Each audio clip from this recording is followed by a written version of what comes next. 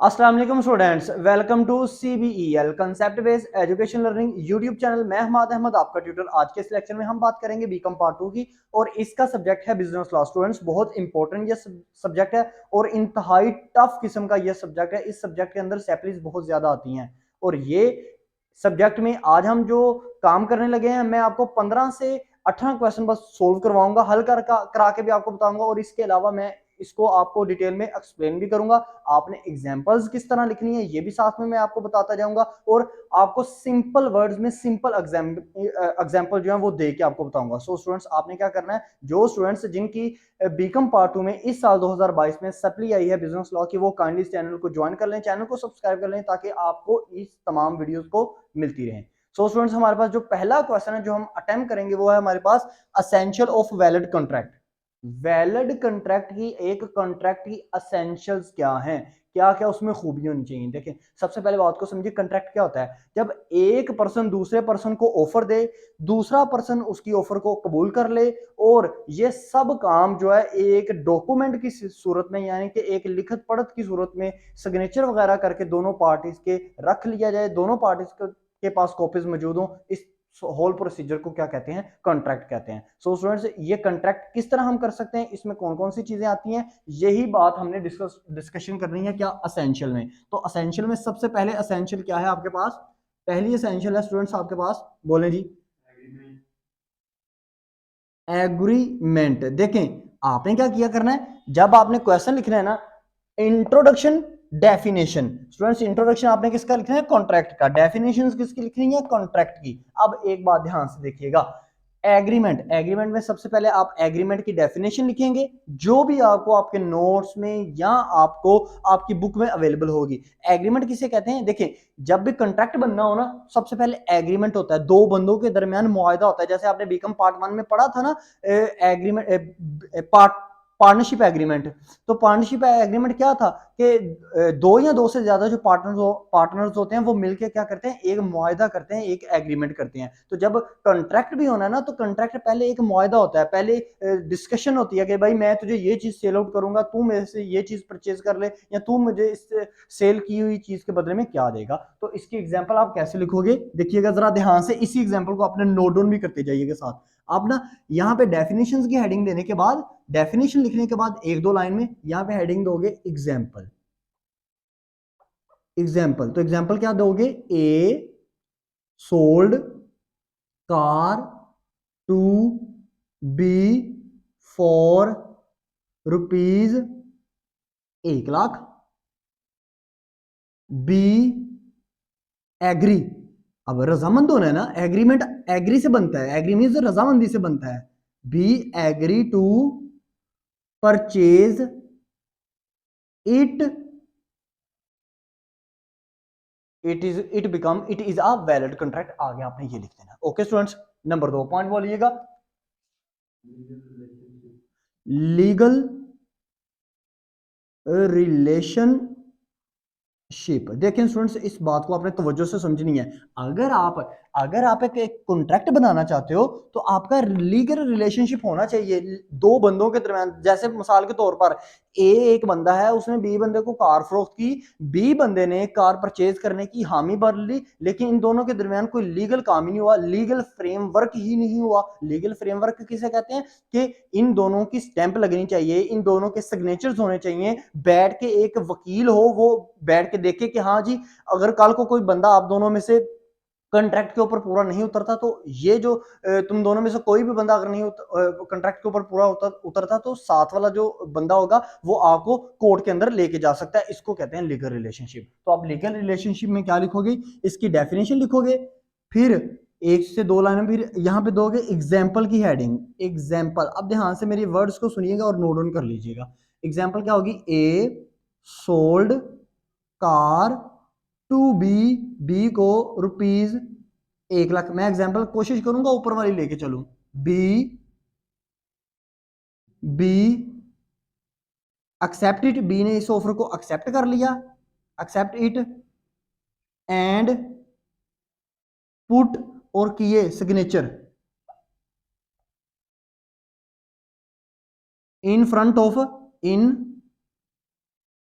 Front of law, law के सामने यानी कि लॉ के अंदर रहते हुए उन्होंने क्या किए, सिग्नेचर किए, ये अब लीगल रिलेशनशिप बन गया। जाना कहां पे, कॉन्ट्रैक्ट तक जाना है। कॉन्ट्रैक्ट में अभी तक दो काम हुए हैं, एग्रीमेंट और लीगल रिलेशनशिप। थर्ड पॉइंट की तरफ मूव ऑन करते हैं। थर्ड पॉइंट क्या है, फ्री कंसेंट।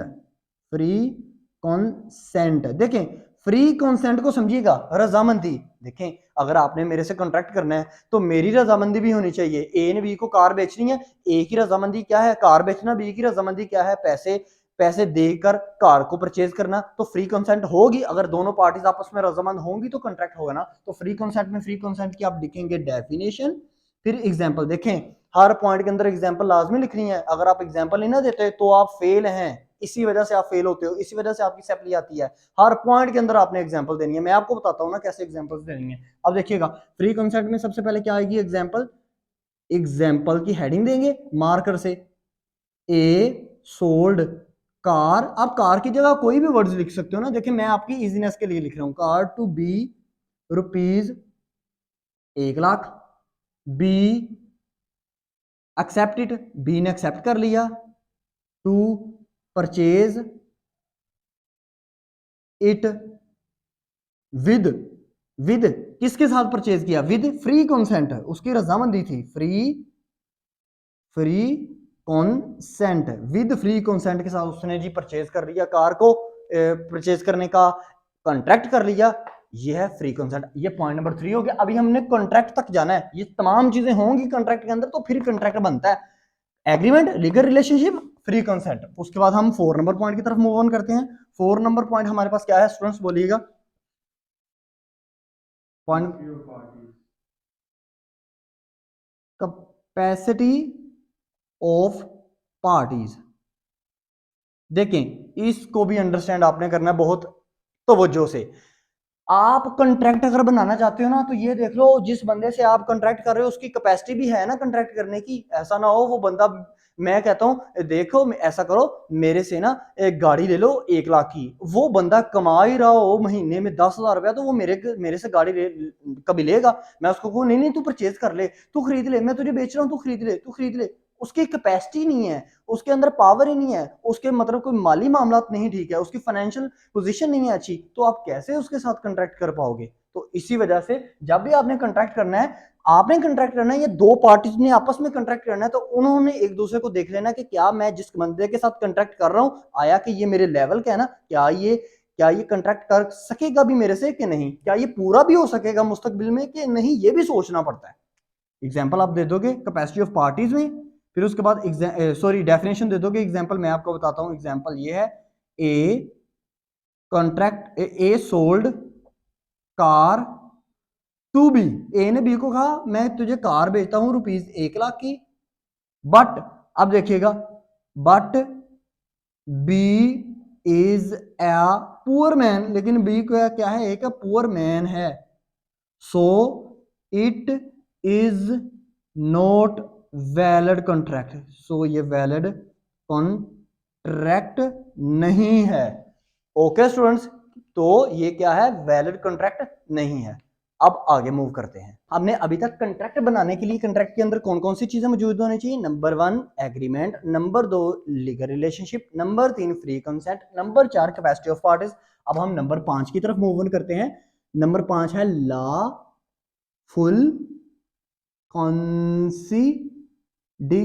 ये बहुत इंपॉर्टेंट है, ये तो चैप्टर भी है ना कंसीडरेशन का एक। देखिएगा स्टूडेंट्स, कंसीडरेशन किसे कहते हैं, जब दो बंदे आपस में कॉन्ट्रैक्ट कर रहे हो ना, उनकी कंसीडरेशन लॉफुल होनी चाहिए। पहले कंसीडरेशन को समझे, कंसीडरेशन क्या होता है, आसान वर्ड्स में कंसीडरेशन होती है जरूरत। क्या होती है, जरूरत। देखिए दो बंदे तब ही कॉन्ट्रैक्ट करते हैं जब एक बंदे को एक चीज की जरूरत हो, दूसरे बंदे को दूसरी चीज की जरूरत हो। जैसे कि अभी तक हमारी एग्जांपल में ए पर्सन जो है वो अपनी कार को बेचना चाह रहा है, इसका मतलब उसकी जरूरत क्या है, कार नहीं है, पैसा है उसकी जरूरत। और बी क्या है, बी उसकी कार को परचेज करना चाह रहा है, इसका मतलब उसकी जरूरत क्या है, उसकी जरूरत है कार। सो स्टूडेंट्स, कंसीडरेशन कहते हैं जरूरत को। और ये कंसीडरेशन जब किसी बंदे की जरूरत नहीं होगी, अच्छा मुझे कार की जरूरत नहीं है तो मैं क्यों किसी से कार परचेज करूंगा, तो ये कंसीडरेशन हमेशा लॉफुल होनी चाहिए। जरूरत हमेशा कानून के मुताबिक मुताबिक होनी चाहिए। इसका क्या मतलब हुआ? इसका मतलब ये हुआ कि देखिएगा स्टूडेंट, अगर मैं किसी ए पर्सन को कहता हूँ मुझे शराब की फैक्ट्री सेल आउट कर दे, तो क्या ये मेरी कंसिडरेशन, क्या ये मेरी जरूरत है? तो कहता मुझे बड़ी जरूरत है, प्लीज मुझे सेल कर देना कभी शराब की कंपनी। तो वो कहेगा, तो ला क्या कहेगा? ला कहेगा ये तेरी जो जरूरत है ये लॉफुली नहीं है, कानून के मुताबिक नहीं है, तो तू कॉन्ट्रैक्ट नहीं कर सकता। ठीक है ना स्टूडेंट्स? कल को मैं कोर्ट में भी लेके जा सकता हूं। तो मैं यहाँ पे क्या लिखूंगा? एग्जाम्पल आपने कंसिडरेशन की दे, सॉरी डेफिनेशन आपने कंसिडरेशन की दे लेनी है। एग्जाम्पल मैं आपको बताता हूँ। एग्जाम्पल की आपने लिखना है हेडिंग ए सोल्ड, आप लिखते जाए ना, ए सोल्ड गुड्स से, चले मैं लिख लेता हूँ goods to B rupees 1 lakh. एक लाख को, 1 लाख की चीजें बी को बेचना चाह रहा है, एंड बी एक्सेप्ट इट, और बी ने इसको एक्सेप्ट कर लिया इस ऑफर को, एंड परचेज परचेज गुड्स, और परचेज कर लें क्या? Purchase goods. It is lawful consideration. Okay students, समझ आ रही है? आई होप सो मैं अच्छी तरह आपको अंडरस्टैंड कर पा रहा हूं। अब देखिएगा पॉइंट नंबर 6 आपके पास क्या होगा? Lawful object. ये भी बहुत इंपॉर्टेंट है। अगर आप कंसिडरेशन को समझ गए तो ये तो बहुत सिंपल है। लॉफुल ऑब्जेक्ट, देखिए ऑब्जेक्ट कहते हैं मकसद को, और दो बंदे जब आपस में कंट्रैक्ट कर रहे हैं ना, तो उनका मकसद हमेशा लॉफुल होना चाहिए, कानून के मुताबिक होना चाहिए। अब देखिएगा, मैं ना, एक पर्सन है मेरे पास आया, मैं उसको क्या कहता हूं? मैं उसको कहता हूं देख, मैं तुझे ना एक कंट्रैक्ट दे रहा हूं, मैं तेरे से एक कंट्रैक्ट करता हूं, तू ना सी पर्सन को जाके ना मर्डर कर रहा, उसका कत्ल कर रहा। तो मुझे एक बात बताएं, ये मेरी मेरी जो मकसद है, मेरा जो मकसद है, क्या ये ठीक है? मेरा मकसद नहीं ना ठीक मकसद। तो इसको, आपका मकसद ठीक होना चाहिए। अगर आप कंट्रैक्ट कर रहे हो ना किसी बंदे के साथ, तो दोनों बंदों का जो मकसद है, जो ऑब्जेक्ट है, वो लॉफुल होना चाहिए, कानून के मुताबिक होना चाहिए, इलीगल काम नहीं होना चाहिए। तो आप ना ऑब्जेक्ट में, ऑब्जेक्ट की लॉफुल ऑब्जेक्ट की डेफिनेशन लिख दोगे। फिर उसके बाद आपने क्या करना है? आपने लिखनी है एग्जाम्पल। एग्जाम्पल क्या लिखोगे? ए ए गिव, ए ने दिया कॉन्ट्रैक्ट, वही जो मैंने एग्जाम्पल अभी आपसे शेयर की। A give contract to B for rupees 2 lakh. 2 lakh का कॉन्ट्रैक्ट दिया to to murder C person, C बंदा उसको मारा हो। It is not lawful object. लें स्टूडेंट्स, ये क्या है? लॉफुल ऑब्जेक्ट नहीं है। अभी तक 6, मतलब आपके कंट्रैक्ट, आपने किसी भी बंदे से कंट्रैक्ट करना है ना, तो आपका कंट्रैक्ट, ये आपके कंट्रैक्ट के अंदर जरूरियात, जरूरी अज्जा होने चाहिए, ये चीजें होनी चाहिए आपके कंट्रैक्ट के अंदर। ठीक है ना? अभी तक आप ये चीज सीख रहे हो। और अक्सर स्टूडेंट्स, आप क्यों नहीं पेपर में क्वेश्चन कर पाते? आपने एक दफा क्वेश्चन को पढ़ते हो, जब दरमियान में क्वेश्चन सोल्व कर रहे हो तो ना, क्वेश्चन को पढ़ते नहीं, आपको समझ में नहीं आता एक्चुअल में मैं क्वेश्चन क्या लिख रहा हूं। क्वेश्चन को बार बार पढ़ें जब आप क्वेश्चन कर रहे हो तो पेपर में। अब हम क्या करेंगे? पॉइंट नंबर 7 की तरफ मूव ऑन करते हैं। बोलिएगा जी, पॉइंट नंबर 7 आपके पास क्या है? Sorry, legal legal formalities. Formalities, देखें लीगल फॉर्मेलिटीज में आपके पास क्या आ जाएगी? आपके पास आ जाएगी स्टैंप, सिग्नेचर। आपके ये जो लीगल फॉर्मेलिटीज, हम कहते हैं कि भाई लीगल फॉर्मेलिटीज, कानूनी चारा जोई जो है ना, कानूनी जो अज्जा है वो उसको पूरे कर दो। स्टैंप होगी आपके पास, स्टूडेंट्स होगी, सिग्नेचर होगी, डॉक्यूमेंट्स वगैरह हो गए। अगर आपने कंट्रैक्ट करते वक्त कोई डॉक्यूमेंट्स वगैरह दिए हैं, तो ये स्टूडेंट्स क्या है? ये आपकी लीगल फॉर्मेलिटीज में आएंगे। तो बस सिग्नेचर की दे दो एग्जांपल, स्टैंप की एग्जांपल दे दो कि A sold goods to B for rupees 1 lakh, and B purchase it, and both the parties made a signature, या कि ये दोनों पार्टीज ने ना सिग्नेचर जो है वो कर दिए हैं। आपने ना इस चीज को बस बताना है। ठीक है ना? इस पॉइंट के अंदर अगर आप एग्जांपल ना भी देंगे ना, तो फिर भी चलेगा। अब पॉइंट नंबर 8 की बात करते हैं। पॉइंट नंबर 8 आपके पास है सर्टेनिटी। आपका कॉन्ट्रैक्ट जो है ना, उसका जरूरी अज्जा ये है, जरूरी ये भी उसका पहलू है क्या, कि वो सर्टेनिटी होनी चाहिए उसके अंदर। लेकिन सर्टेनिटी का मतलब मैं आपको समझाता हूं। सर्टेनिटी का मतलब होता है यकीनी बनाना। देखिए मैं ना, एक पर्सन है बी, मैं उसे 1 लाख रुपए का कॉन्ट्रैक्ट कर लूं कि भाई मैं तुझे कार सेल आउट करूंगा, और फ्यूचर में वो मेरे पास आए, या मैं उसके पास जाऊं कि भाई मुझे पैसे दे, कार ले ले, तो वो दे ही ना आगे से, वो मुकर जाए, वो कोई ना कोई परेशानी आ जाए, हमारा कॉन्ट्रैक्ट कंप्लीट। देखिए सर्टेनिटी का मतलब होता है कि यकीनी बनाना, कॉन्ट्रैक्ट जो किया है उस पर पूरा उतरो, उसको यकीनी बनाओ कॉन्ट्रैक्ट को। लेकिन अगर वो ऐसा कंट्रैक्ट है जिसको यकीनी ही ना हम बना सकें, क्या वो कंट्रैक्ट हमें करना चाहिए? क्या वो कंट्रैक्ट वैलिड होगा? नहीं, वो कभी भी कंट्रैक्ट वैलिड नहीं होगा। वैलिड का मतलब होता है दुरुस्त कंट्रैक्ट। तो इसमें आप एग्जांपल दे सकते हो कि हमने जो कंट्रैक्ट करना है हमने उसको यकीनी भी बनाना है। अब हमारी आखिरी जो पॉइंट इसमें आ जाएगा वो आएगा पॉसिबिलिटी टू परफॉर्मेंस। ये हम करते हैं, पॉइंट नंबर 9 है हमारे पास, पॉसिबिलिटी ऑफ परफॉर्मेंस। देखें, पॉसिबिलिटी ऑफ परफॉर्मेंस, देखिए मैं एक पर्सन है बी, मैं उससे ना एक कंट्रैक्ट करता हूं, तो मैं कंट्रैक्ट कर रहा हूं तो मेरी परफॉर्मेंस भी होनी चाहिए अंदर। परफॉर्मेंस मींस क्या? देखो, मैं कंट्रैक्ट करता नजर भी आना चाहिए, सॉरी मैं काम करता नजर भी आना चाहिए। जैसे मिसाल के तौर पर मैं एक बी पर्सन से कंट्रैक्ट कर लेता हूं कि देखो मैं तुझे ना 10 बुक्स जो है वो सेल आउट करूंगा। अब फ्यूचर में वो मेरे पास आता है, अब उसको मेरे एटीट्यूड से, मेरे बिहेवियर से शो ही नहीं हो रहा कि यार ये बंदा कंट्रैक्ट के ऊपर पूरा भी उतरेगा, तो इसका मतलब है मैं अपने काम को, मैं अपनी परफॉर्मेंस को सारा अंजाम नहीं दे पा रहा। तो आपका जो कंट्रैक्ट है, जो बोथ पार्टीज हैं कंट्रैक्ट के अंदर, वो बोथ की बोथ पार्टीज जो हैं वो परफॉर्मेंस देती हुई नजर भी आनी चाहिए, यानी कि कंट्रैक्ट के ऊपर पूरा उतरते हुए भी वो दोनों पार्टीज नजर आनी चाहिए। सर्टेनिटी और पॉसिबिलिटी ऑफ परफॉर्मेंस मिलते जुलते हैं। इन दो में फर्क क्या है? फर्क इतना है कि कंट्रैक्ट करते वक्त ये देख लेना कि आपका कंट्रैक्ट जो मुस्तकबिल में आप कर रहे हो ना वो सर्टेन हो पाएगा, यकीनी हो पाएगा, मतलब पूरा उतर पाएंगे ये दोनों पर्सन के, नहीं उतर पाएंगे। और पॉसिबिलिटी ऑफ परफॉर्मेंस का ये मतलब है कि फ्यूचर में जब कंट्रैक्ट कर लिया उसके बाद क्या ये दोनों पर्सन जो है कंट्रैक्ट के अंदर जो मौजूद है, क्या इन्होंने अपनी परफॉर्मेंस को सारा अंजाम दिया भी है कि नहीं दिया। तो इसकी एग्जाम्पल हम लिख लेते हैं। एग्जाम्पल इसकी लिखिएगा, ये देखिएगा एग्जाम्पल आप लिखेंगे, A sold goods to B for rupees 2 lakh and B accept it. B ने इस ऑफर को क्या किया? एक्सेप्ट इट किया, एक्सेप्ट किया, कबूल कर लिया। एंड डिड नॉट, और बी ने नहीं किया, did not perform, perform his task. B ने ना अपना टास्क टास्क परफॉर्म ही नहीं किया। It is not valid contract, ये वैलिड कंट्रैक्ट नहीं है। देखिए आप ना कंट्रैक्ट में जो एग्जांपल दे पाओ ना, चाहे आप पॉजिटिव टर्म में भी एग्जांपल दे सकते हो, आप नेगेटिव टर्म में भी एग्जांपल दे सकते हो। ओके स्टूडेंट्स, ये 9 पॉइंट है आपकी बुक में। आई होप सो यहाँ आपके नोट्स में 5 से 6 पॉइंट होंगे। मैंने आपको ये 9 के 9 पॉइंट दिए, आपने इन 9 पॉइंट्स को ही लिखना, और याद रखिएगा मेरी बात, एग्जाम्पल लाजमी लिखनी है।